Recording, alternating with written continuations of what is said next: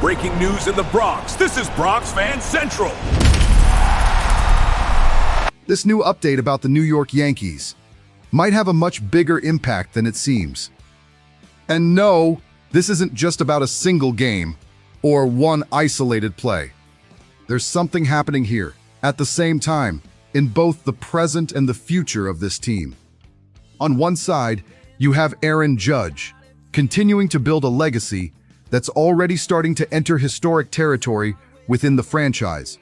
On the other, there are names that might not be on everyone's radar yet, but they should be.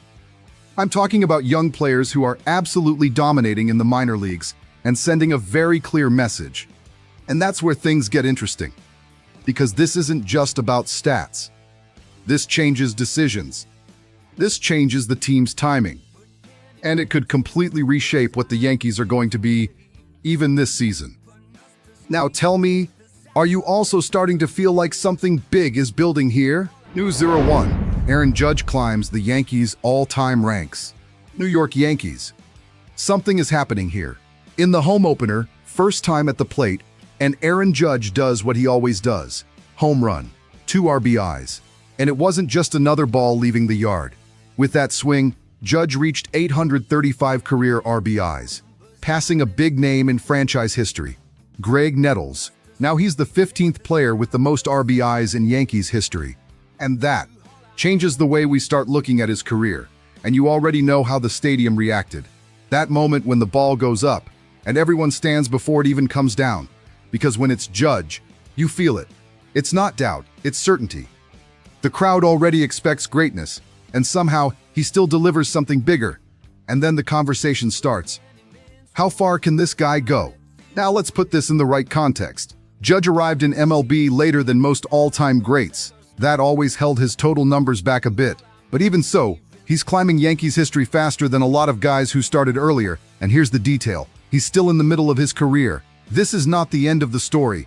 When you talk about the Yankees' all-time lists, you're talking about legends. Your cost-effective malivzerith. This narrow lottle past. Pasi natala dietl. A salimic de rare with the schedule in the era.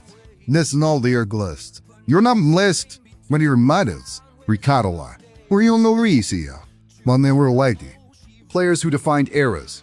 Greg Nettles wasn't just numbers, he was impact. And now Judge passes that level. That puts him in a different conversation. He's not just a current star anymore. This is legacy. And here's the part not many people are talking about. Inside the organization, there's already a clear perception. Judge isn't just the face of the team. He's the foundation of what this roster has become. And there's more. With new names emerging and veterans arriving, like Paul Goldschmidt, there's an internal expectation that this lineup could elevate his numbers even more. In other words, this could accelerate. Now let me ask you something, fan. Have you stopped to think where Judge is going to finish on that list? Top 10? Top 5? Or are we watching a guy who could reach the very top of the franchise?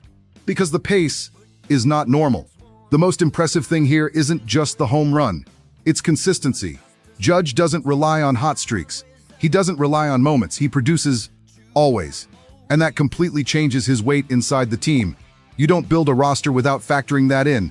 And it affects everyone around him. When you have a guy like that in the lineup, opposing pitchers change their approach. Other hitters get better opportunities.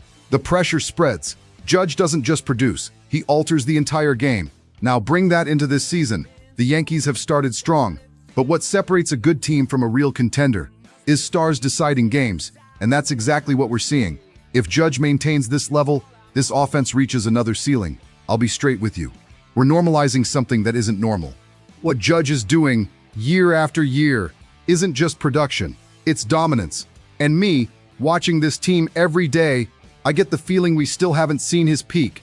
If he stays healthy, if the lineup keeps protecting him, if the team keeps competing at the top, Judge could start climbing these lists very fast. And then the conversation changes completely. It's no longer one of the greats. It becomes, where does he rank among the greatest ever? So pay attention to this. Because that home run wasn't just another one, it was another step. Another name passed. Another sign that we might be watching something historic happen in real time. And I want to hear from you. Are we just watching a great player, or one of the greatest Yankees of all time being built right in front of us. News 02. Yankees prospects are forcing a decision. While the main roster is getting all the attention, there's something happening away from the Bronx that can't be ignored. In Double-A, George Lombard Jr. absolutely exploded. 5 hits and 6 at-bats. Home run, double, stolen base. A bull 33 average to start the season. And it didn't stop there. In Triple-A, Jason Dominguez made noise too. 3 for 3 at the plate, 2 walks, home run. Now hitting .400 with a ridiculous 1.228 OPS. This is not a coincidence. And you already know what happens when numbers like these show up. The fans start pushing. Call him up already. He's ready. What are they waiting for? Especially with Dominguez, because that name has carried expectations for years. And when he starts producing like this, patience runs out fast. Now hold on. There's context here. Lombard is still in Double-A. It's the start of the season. Small sample size. But the type of performance matters. It's not just big numbers. It's complete domination of the game. And in Dominguez's case, he's been knocking on the MLB door for a while. The Yankees have always handled this carefully. They develop talent, but call them up at the right time. Not too early, not too late. We've seen prospects burn out because of rushing. And we've also seen talents wait too long for a shot. That balance has always been delicate. And this is where it gets interesting. Behind the scenes, Lombard's name is already being mentioned as the future shortstop of the franchise. It's not if, it's when. As for Dominguez, the situation is more complicated because the issue isn't talent, it's space. The Yankees' outfield is competitive, and that delays decisions. Let me ask you this. If Dominguez keeps dominating in Triple-A, how long do you keep him there?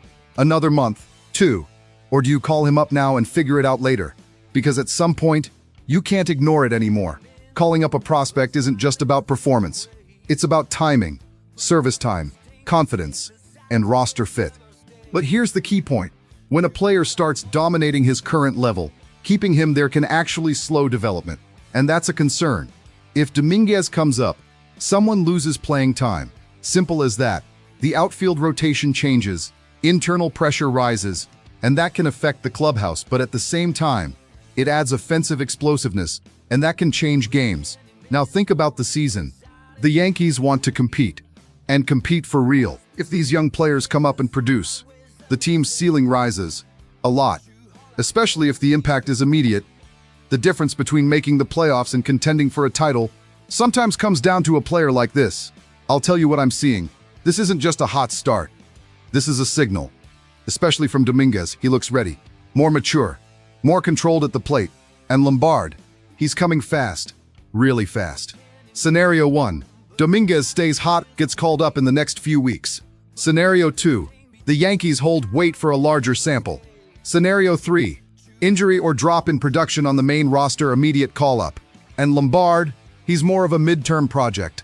But at this pace, things could speed up. So keep this in mind. While everyone is watching the main roster, the future is knocking on the door. And it's not knocking softly. It's kicking it down. Now I want to hear from you. Would you call Dominguez up right now or hold him down a little longer?